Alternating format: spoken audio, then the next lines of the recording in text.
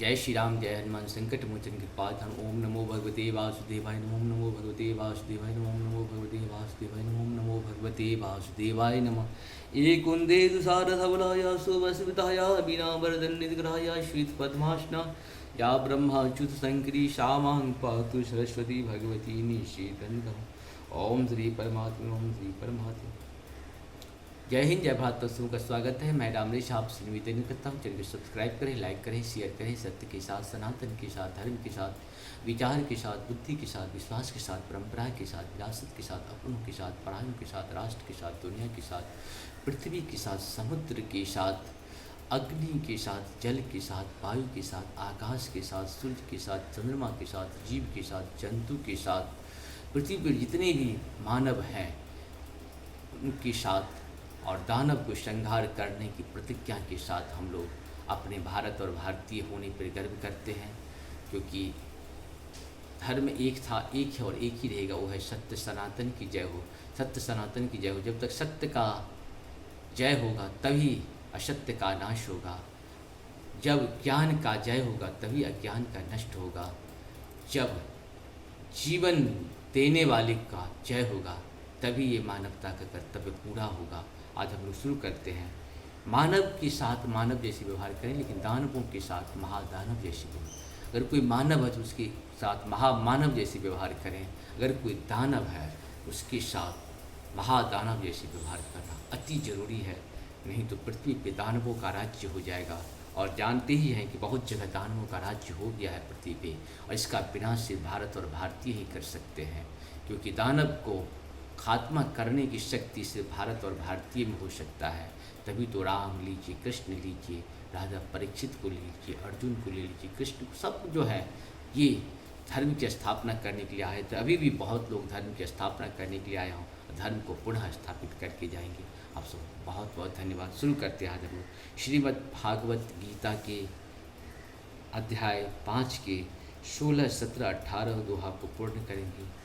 आप लोग धन्यवाद के पात्र अपने बच्चे को राम और बेटी को दुर्गा और काली बनाइए।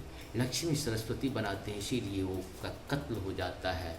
अगर आप काली और दुर्गा बनाएंगे तो दुष्ट का अंत करके पुनः धर्म की स्थापना करेंगे। शुरू करते हैं आज हम। पहले संस्कृत भाषा में, बाद में इसका हिंदी अनुवाद सुनेंगे। राम ज्ञानेन तु तज्ज्ञानं येषां नाशिता मतः तेषामधि ब्रह्मज्ञानं प्रकाशयते तत्परम्। अर्थात किंतु जब कोई उस ज्ञान से प्रबुद्ध होता है जिससे अविद्या का विनाश होता है, तो उसके ज्ञान से सब कुछ उसी तरह प्रकट हो जाता है जैसे दिन में सूर्य से सारी वस्तुएं प्रकाशित हो जाती है।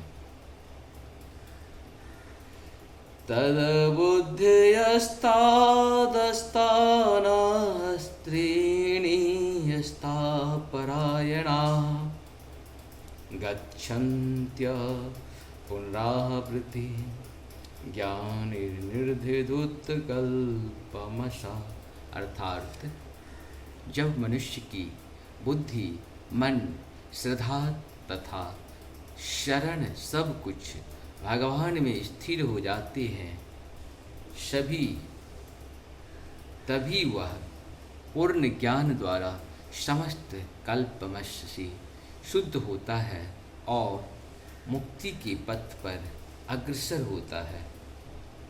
विद्या विनय संपन्ने ब्राह्मणे गवीहस्तिनि तुनि जैव स्वापाके